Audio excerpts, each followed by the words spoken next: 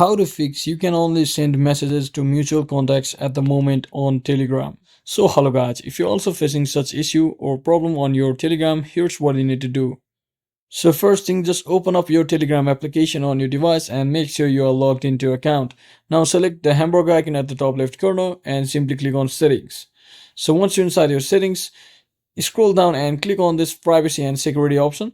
So once you click on it, finally scroll down once again and click on this messages option. So from here, make sure you have selected this to everyone and not to restrict it to my contacts or any other option.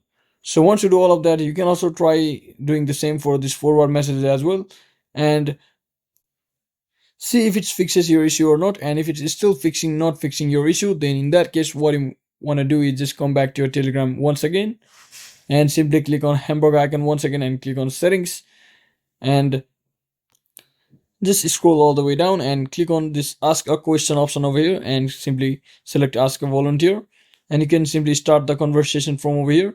So it will ask you to choose between the following options. So simply select I want to report a problem, and select I have a problem with my account, and simply select I can't send messages.